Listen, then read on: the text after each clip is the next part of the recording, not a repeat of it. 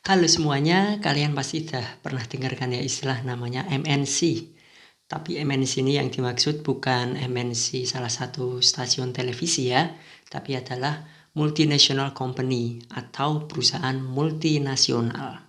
Buat yang belum tahu, perusahaan multinasional ini namanya aja multi. Multi itu lebih dari satu. Perusahaan yang lebih dari satu yang ada di berbagai negara, tidak hanya di satu negara saja. Maksudnya ada satu perusahaan yang mainly-nya ada di satu negara, induknya ada di satu negara, tapi kemudian perusahaan tersebut merambah ke negara-negara lain untuk pendirian perusahaannya dan bisa jauh dan bisa dekat dari negara induknya. Terus apa sih untungnya? Untung baik dari perusahaan MNC ataupun negara yang ditempati oleh perusahaan MNC tersebut. Nah, yang pertama kita coba ngobrol dari keuntungan si negara yang ditempatin. Salah satunya atau secara umum seenggaknya adalah adanya pembelajaran teknologi, yang mana kalau misal mereka menempati negara yang kurang berkembang atau lambat perkembangannya, maka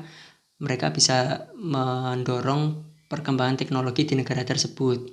Karena kan namanya perusahaan MNC tentu besar, tentu menggunakan teknologi yang canggih yang mana mungkin belum diadopsi oleh negara-negara yang lain. Kemudian berikutnya ada lapangan pekerjaan yang meningkat. Tentu dengan adanya perusahaan yang ada di sana, maka akan menambah pekerjaan ataupun lowongan bagi para warga masyarakat yang ada di negara yang ditempati.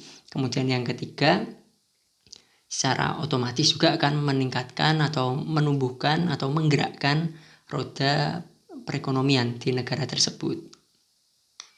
Nah, tapi kalau dari sisi MNC-nya atau si perusahaan multinasionalnya, untungnya apa? Untungnya adalah seenggaknya yang pertama terkait kemudahan distribusi dan juga perluasan pasar. Perluasan pasar konsumennya ataupun mudah distribusi ke pengiriman ke negara-negara yang jaraknya lebih jauh daripada di perusahaan induknya, yang bisa memudahkan ataupun meminimalisir biaya. Kemudian yang kedua yang cukup umum adalah mendapatkan tenaga kerja yang murah, karena di poin yang terakhir ini, poin terkait tenaga kerja yang murah ini, ada satu peristiwa yang cukup terkenal di beberapa tahun yang lalu yang mungkin bisa menyebabkan atau inilah yang menyebabkan kredibilitas dari MNC atau perusahaan multinasional ini sedikit dikritisi, yang mana dari peristiwa tersebut bisa dikatakan mencoreng nama baik ataupun image dari sebuah perusahaan multinasional yang memiliki image perusahaan yang besar, yang canggih, dan juga yang bertanggung jawab ke sosial. Peristiwa itu namanya adalah runtuhnya ataupun keruntuhan Rana Plaza yang ada di Bangladesh. Nah, sebelum kita ngobrolin tentang peristiwa tersebut, peristiwa runtuhnya gedung Rana Plaza, mungkin kita ngobrolin sedikit kenapa kok Bangladesh menjadi yang dikasusin di dalam hal ini, kenapa kok menjadi topik utamanya di sini. Jadi pada waktu itu Bangladesh itu merupakan produsen garmen terbesar kedua di dunia pada waktu itu. Jadi secara otomatis dengan mereka status sebagai terbesar kedua produk garmen, tentunya banyak perusahaan yang ada di situ, khususnya perusahaan luar negeri yang memproduksi garmen. Mereka menempatkan satu perusahaan produksi mereka di negara Bangladesh. Nah, tetapi dengan berjamurnya perusahaan di Bangladesh, tidak semuanya legal.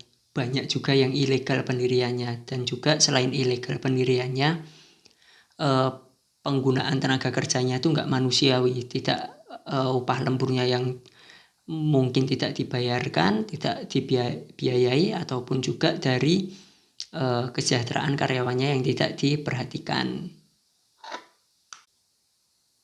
Intinya banyak perlakuan buruk yang diterima oleh karyawan pabrik produk garmen yang ada di Bangladesh pada waktu itu, dan itu sangat banyak sekali jumlahnya.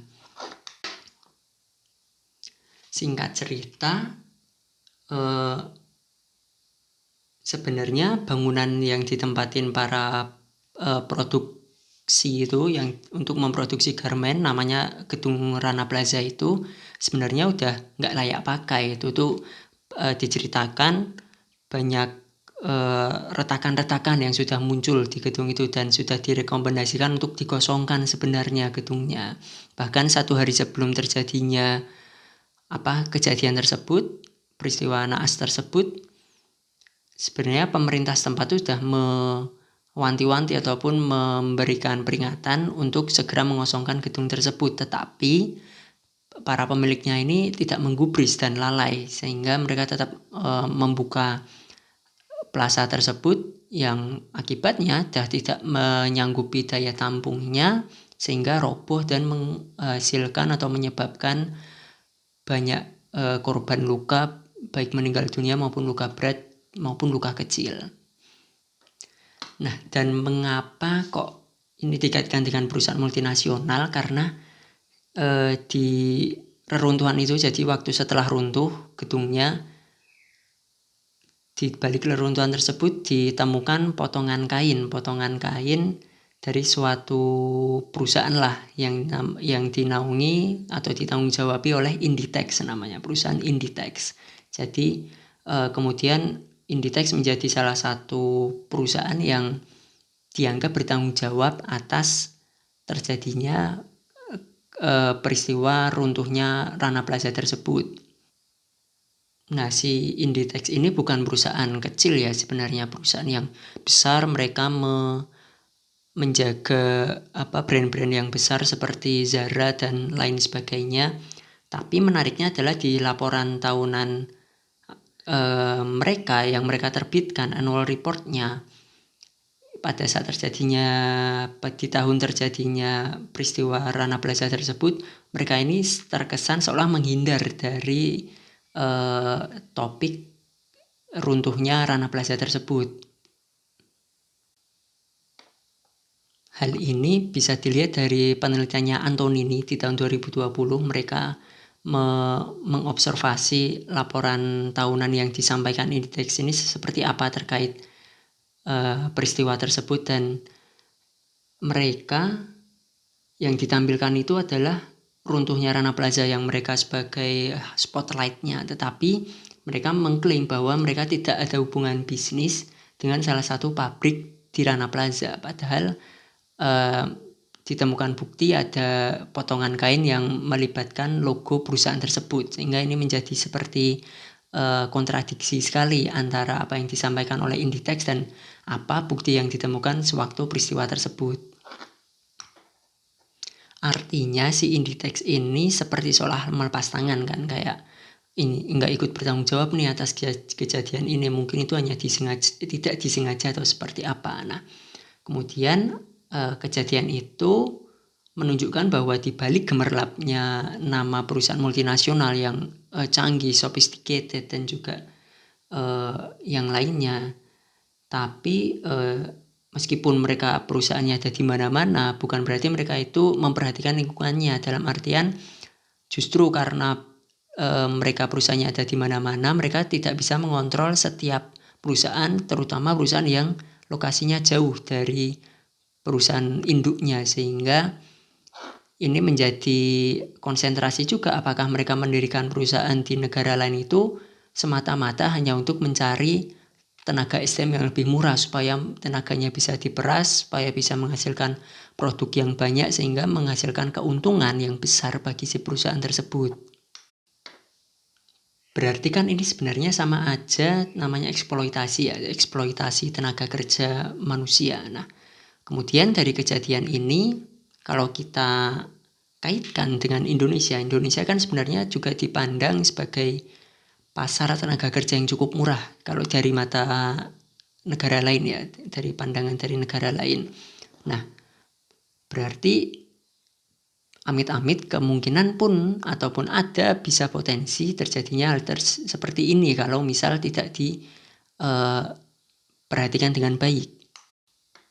Nah, kemudian terlepas dari keuntungan maupun keuntungan yang sudah dijelaskan tadi di awal, dan juga ketakutan yang mungkin dapat muncul seperti Bangladesh Jilid 2 seperti ini, sehingga kehadiran perusahaan multinasional ini bisa menjadi pro dan kontra ketika mereka memutuskan untuk hadir di tengah-tengah masyarakat Indonesia. Dan menurut kalian gimana nih dengan munculnya atau menjamurnya perusahaan-perusahaan luar negeri yang beroperasi di Indonesia, terlepas dari adanya keuntungan tadi yang kita sebutkan dan juga contoh kasus yang eksploitasi sumber daya manusia. Nah, kalau misalnya nih makin menjamur nih perusahaan-perusahaan dari luar negeri yang ada di Indonesia dengan dalih berinvestasi ataupun apalah itu, tetapi mereka juga ada baiknya juga menggunakan tenaga kerja Indonesia. Nah, tapi pandangan kalian seperti apa nih kalau misal tiba-tiba atau ternyata prakteknya adalah mereka mengeksploitasi tenaga kerja yang ada di Indonesia. Nah, sekian dulu dari video kali ini. Kita akan ketemu lagi di topik-topik yang lainnya. See you.